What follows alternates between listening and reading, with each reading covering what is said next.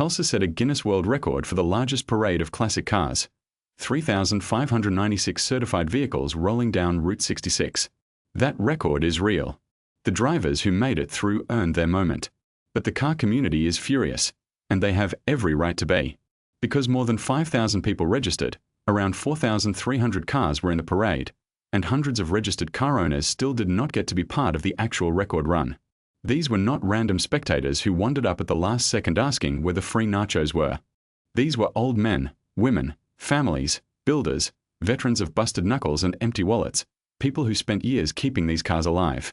They paid for hotels. They bought fuel. They hauled trailers. They took time off work. They fought through a rough economy, high prices, and all the usual old car nonsense because Tulsa invited them to come be part of history. Then some of them got there and were told no. Sorry. You cannot be part of the record. And that is why the community is angry. Not mildly annoyed. Not leave a 3-star review disappointed. Angry.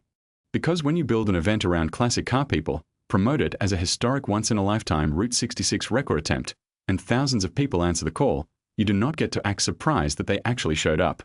That is not a weather event. That is not a media strike. That is your registration list doing exactly what a registration list is supposed to warn you about.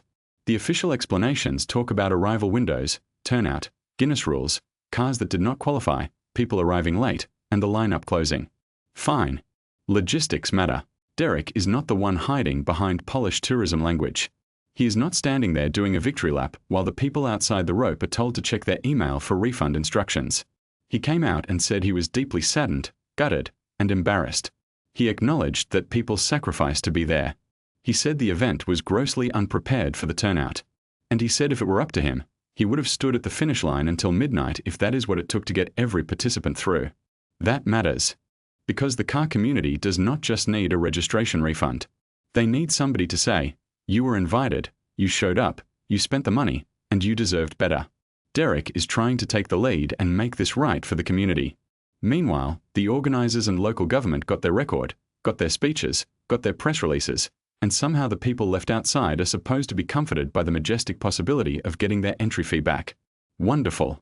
Maybe the refund email can also tow the trailer home, pay the hotel bill, refill the tank, and explain to the family why their big Route 66 memory turned into sitting outside the velvet rope. Tulsa can be proud of the record. But Tulsa, the organizers, and the local officials should not pretend this was handled well just because the headline was successful. A record was set. A community was burned. And right now, Derek Bieri looks like the person actually trying to stand with the people who got left out. If you invite the car community, prepare for the car community. If you fail them, own it.